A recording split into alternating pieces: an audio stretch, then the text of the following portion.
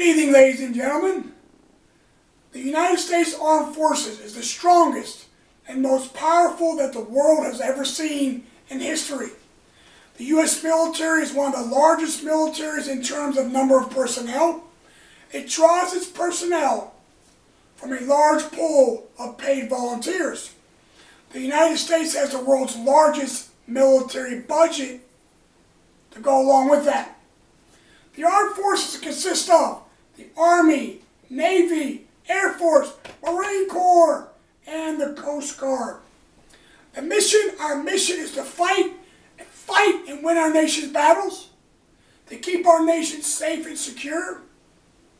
Okay? We also provide humanitarian aid and disaster relief to our country and our friends, our allies overseas.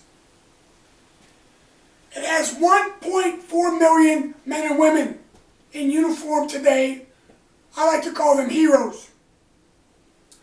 Out of those 1.4 million, 200,000 are women. From freeing a man to fight in World War II to flying combat missions in Iraq today, women have certainly played a very important role in American history and in our armed forces. We have one here today. I bet you thought she was real at first. Yeah, I wish. She's a cardboard cutout, a Army pilot, an actual real woman in the Army that posed for this cutout. A hero doing great things for our country.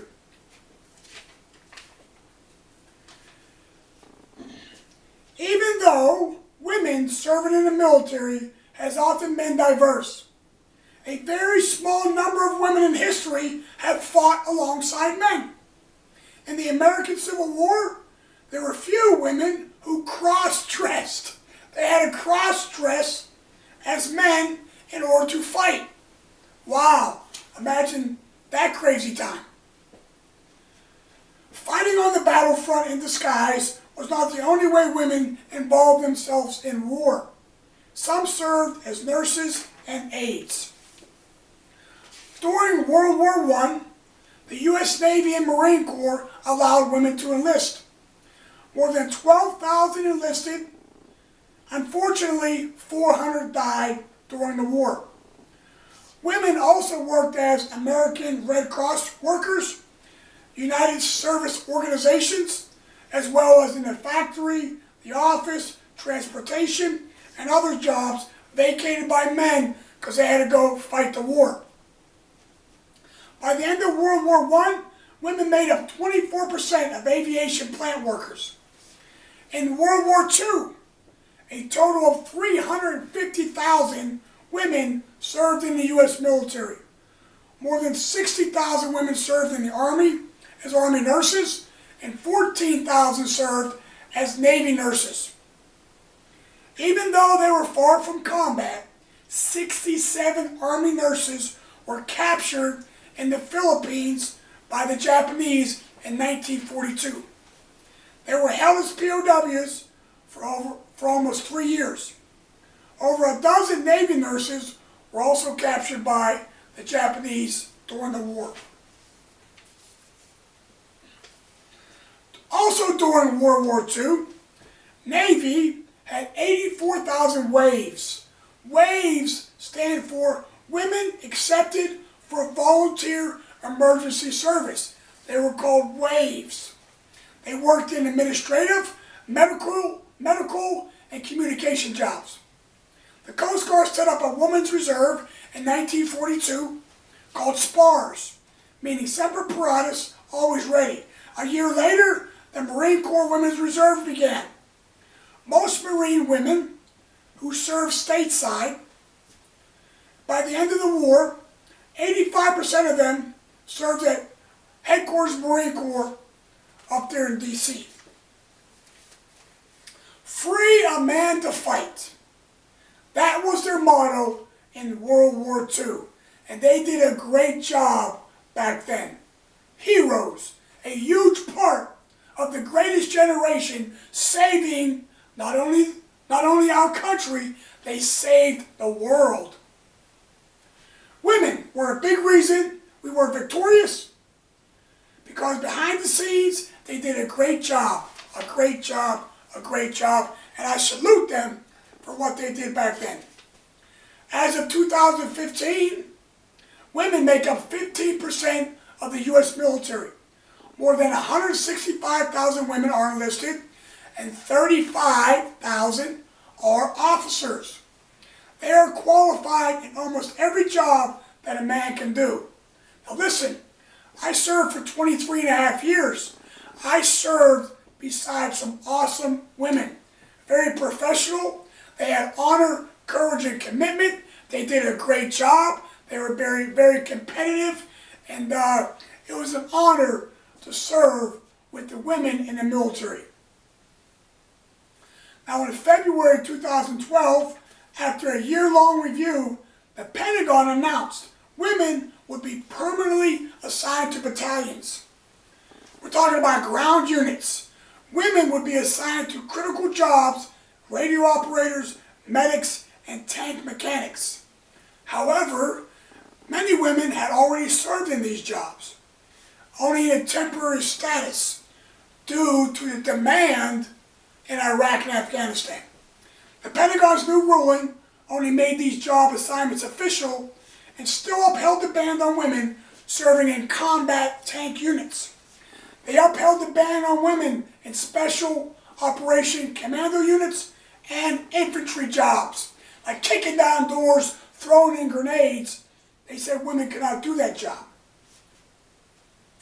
Regardless of policy shift, Anu Bhagwati, she was the Service Women's Action Network Director, she urged this: it's time military leadership established the same level playing field to qualified women to enter the infantry, special forces, and other all-male units. The playing field was leveled in 2013 when Defense Secretary Leon Panetta announced that the ban on women serving in combat roles would be lifted. In a January 9th letter to Panetta urging the change, Joint Chiefs of Staff Chairman General Martin Dempsey said this: "The time has come to rescind the direct combat exclusion rule for women and to eliminate all unnecessary gender-based barriers to service." The move reversed the 1995 rule that prohibited women in serving in combat. The change was gradual. Some positions would be available to women immediately, but each branch of military has until 2016 to request exceptions to the new rule. In fact, the first female soldiers to complete the grueling Army Ranger School will not be allowed to serve with the 75th Ranger Regiment because it hasn't lifted the ban yet on female soldiers.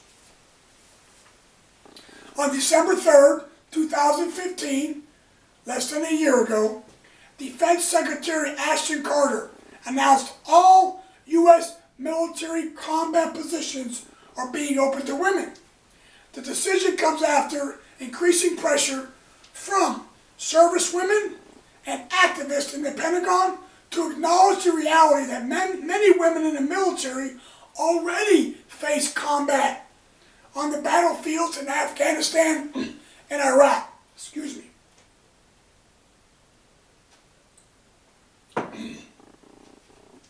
And more than 200,000 women have served in those two wars.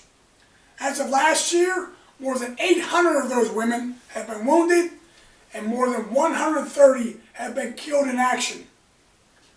Carter's historic announcement comes after a public pushback from the Marine Corps, who have sought to keep positions such as infantry, machine gunner, fire support, and recon open only to men.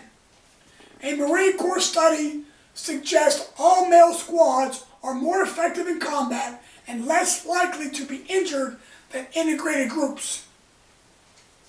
Listen, regardless of your stance of women in combat, I think we can all agree they have played a huge role in America's history. They have shaped America's history. They will continue to shape America's history because of the great job they do in the military. Now I have 4 here. I have 4 former cadets. I trained all 4 of these. She went off to the Air Force. She has joined the Marine Corps. These are great cadets doing great things for our great country. She has joined the Army. And she has joined the Marine Corps. Women serving our country. They fly helicopters. They command fighter jets. They command ships. They fix trucks. And hundreds of other jobs in our armed forces. Ladies and gentlemen, I think we can all agree. We can all agree. These are fine Americans. Fine American citizens. And in my opinion, they are all heroes.